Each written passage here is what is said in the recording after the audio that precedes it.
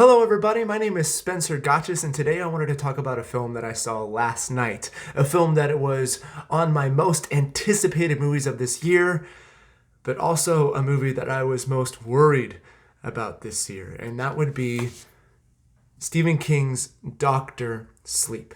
Now, Doctor Sleep was directed by Mike Flanagan, and if you're not familiar with Mike Flanagan's work, please go check out The Haunting of Hill House on Netflix. That show is brilliant. It is probably one of the best horror shows I have ever seen. Please go check that out. Now, this, of course, was on one of my most anticipated lists because I'm a Stephen King fanatic. Of course it was. But I was most scared of it because based on the first trailer, I saw that Mike Flanagan was trying to make a sequel to Stanley Kubrick's The Shining.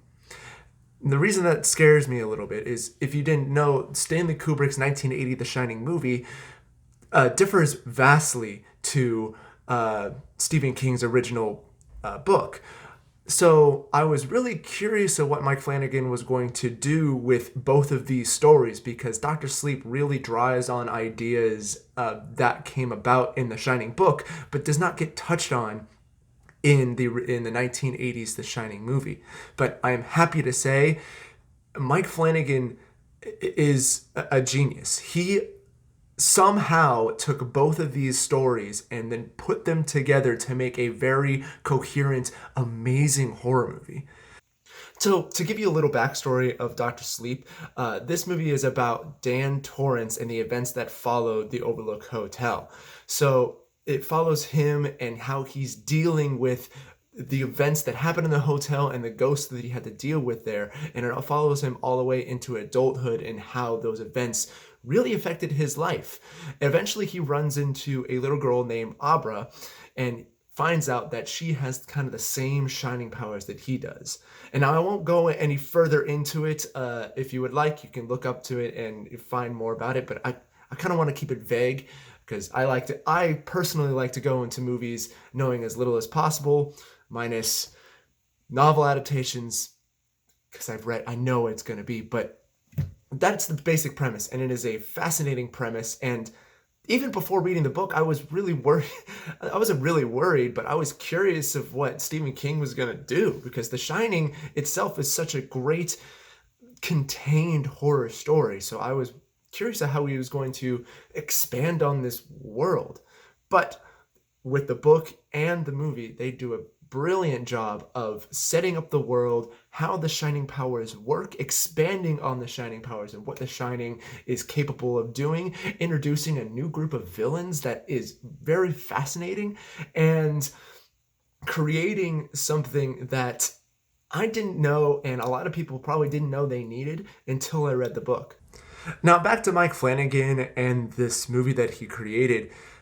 It is better than anything I expected this movie to be. As I said, since he decided to make a sequel of The Shining, he had a lot of explaining to do and a lot of world building to do to make this movie make sense to people who have not read The Shining book. And I think he did a brilliant job of it. The way he went through information and built this world and let the audience know what exactly was going on was done amazingly, because you're sitting there watching this movie, and yes, it is, some people might see this horror movie as slow because there are no jump scares. It's a lot of world building, character building, but this movie needed it. And this movie does it really well. And if he decided to rush through it or make this a jump scary horror film, like it's going to be, you're going to edge your seat the whole entire time, it wouldn't work. The world would not be fleshed out. It just wouldn't. It just wouldn't. That's the best way I could put it. But he decided to take the slow, methodical route, and I think that paid off brilliantly. If you have read Doctor Sleep, this movie hits almost pretty much everything. This is a perfect adaptation from a novel to a movie. My biggest complaint of It Chapter 2, going to another Stephen King adaptation, is that even though I thought that movie was good, there were some things that I was confused of why they put it in the movie. Yes, it was straight from the book, but for the sake of the movie, it didn't really add anything. It was just an extra scene. It didn't really add to the story or the or the events of the movie in any way. But everything that he pulled from the book, he put in this movie for a reason. The things that he left out of the book is just miscellaneous details that you get from reading a book.